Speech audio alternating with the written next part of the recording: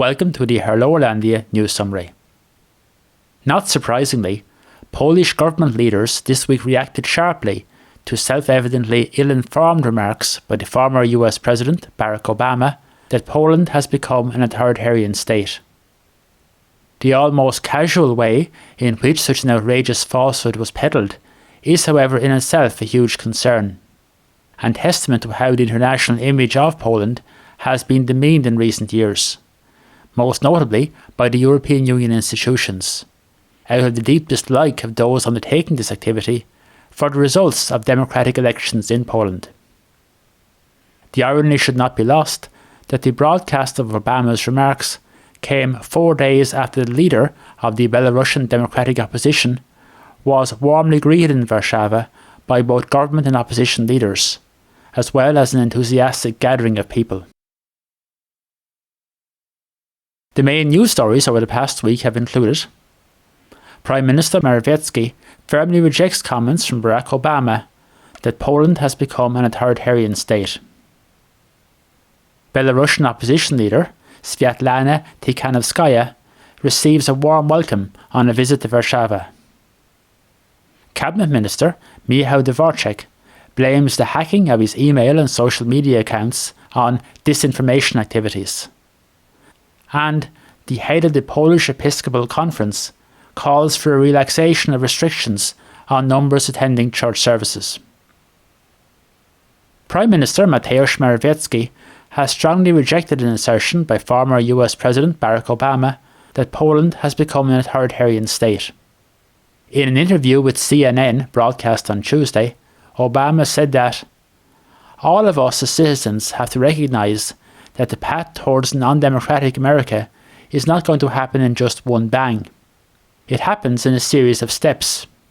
And when you look at what's happened in places like Hungary and in Poland, that obviously did not have the same democratic traditions as we did.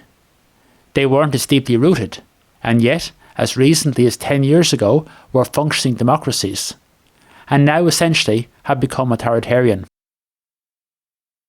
Morawiecki, whose Prawo i Sprawiedliwość-led ruling bloc was only narrowly re-elected in the 2019 general election, and whose government doesn't have an upper house majority, responded by inviting Obama to come to visit Poland, saying, "It's enough to come here, and not to read some coverage that I think decidedly distorts the image of Poland."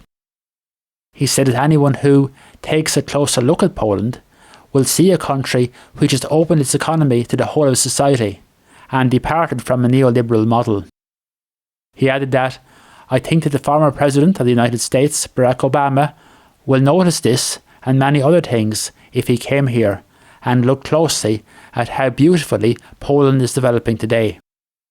And this did not happen by accident. It did not happen by accident while Prawo i Sprawiedliwość was in power. Last Friday, the leader of the Belarusian democratic opposition, Sviatlana Tsikhanouskaya, received a warm welcome in Warszawa on a visit to the Polish capital, during which she held talks with President Andrzej Duda and the leading opposition figure and Warszawa mayor Rafał Trzaskowski. Her visit coincided with the 32nd anniversary of the partially free June 4, 1989 elections in Poland, and she was greeted by a large crowd of supporters in the Old Town as she unveiled a monument to that event. The monument features the logo of the Solidarity Free Trade Union and 2 pieces from the Berlin Wall. A focus of the visit was support for Belarusians who've been forced to flee to Poland, and among those she met on Friday were 3 leaders of the Polish minority in Belarus, whose release from custody the Polish government helped to secure in May.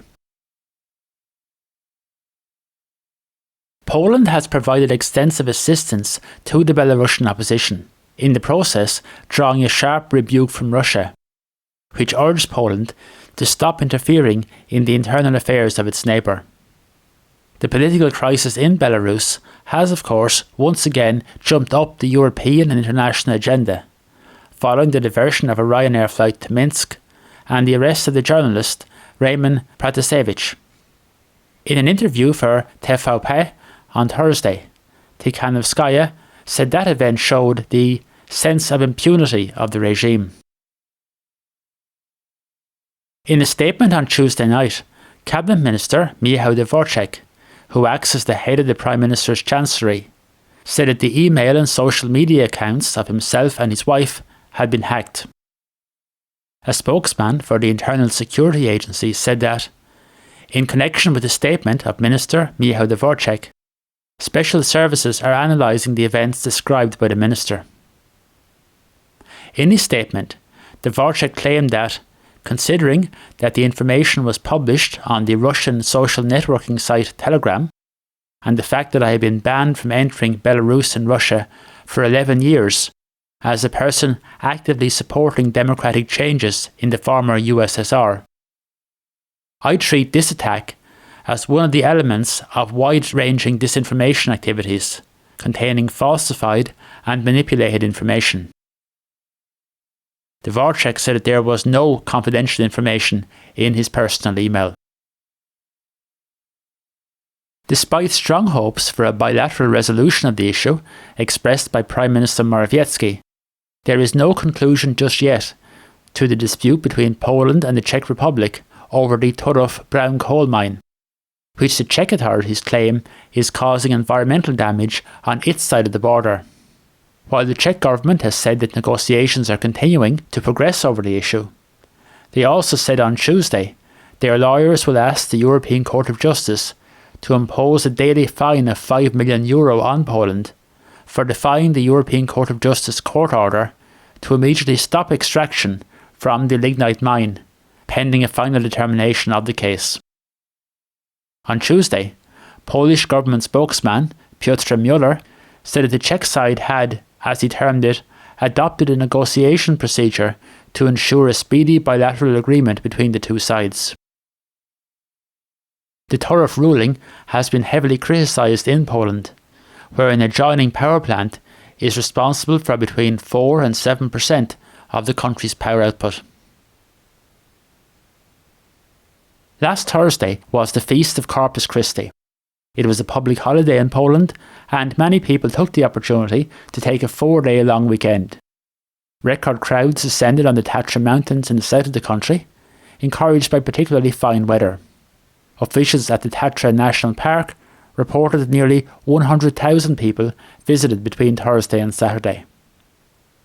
Despite the recent easing of many COVID-19 related restrictions, there have been renewed calls from the head of the Roman Catholic Church in Poland to go further in relation to religious services. Archbishop Stanisław Głędecki, the head of the Polish Episcopal Conference, has written an open letter to Prime Minister Mateusz Morawiecki to, as he termed it, insist on a further relaxation of rules on church attendance in light of the sharp fall in COVID-19 cases.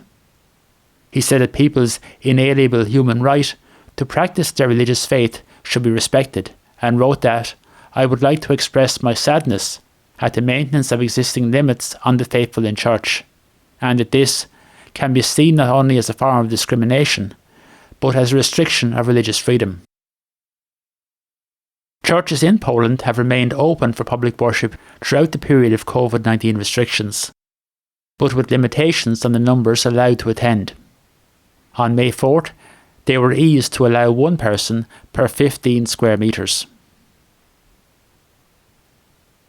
Last Friday, Cabinet Minister Michał Dworczyk responded to Denmark's decision to withdraw environmental permits for an overland Danish part of the so-called Baltic Pipe gas pipeline, pending a review, saying that, we are analysing the situation in order to be able to plan further steps. It followed an announcement by the Danish grid operator that construction of the pipeline, which is designed to connect Poland with Norwegian natural gas fields, had been stopped due to the withdrawal of environmental clearance because of concerns over the impact on wildlife. The pipeline is part of Poland's efforts to diversify its energy sources away from Russia. And an Under-Secretary of State in the Ministry of Foreign Affairs, Marcin Sidasz, told Polish radio that it is in the interest of Poland and Central Europe as a whole that the pipeline is completed as soon as possible. The pipeline is scheduled for completion in October 2022, and will connect Poland with the Norwegian energy source through Denmark. A spokesperson for the European Commission said that it is ready to help the sides in finding a solution to the problem. It's been announced that the German President, Frank-Walter Steinmeier, will visit Poland next week to coincide with the 30th anniversary of the 1991 Treaty of Good Neighbourship and Friendly Cooperation, or Traktat o Dobrym Sąsiedztwie i Przyjaznej Współpracy, between the two countries. The German head of state will hold talks with President Andrzej Duda in Warszawa on June 17th, and also attend a debate on people-to-people relations between the two countries. The 1991 treaty supplemented the 1990 German-Polish border treaty, which definitively settled the border between the two countries. On Wednesday, Polish tennis star Iga Świątek's defence of her French Open women's singles title ended at the quarter-final stage when she went out to Greece's Maria Sakkari on a 6-4, 6-4 scoreline. Świątek had claimed her first Grand Slam title in the 2020 French Open, played last October. Finally, as a follow-up to her interview last week with Hanna Dąbrowska, the Polish Bibliory, Library and Community Centre in Inchicore reopened last Friday after more than 15 months. Opening hours are 3 to 8 p.m. on Saturday and 12 to 4 p.m. on Sunday. That's all for this week.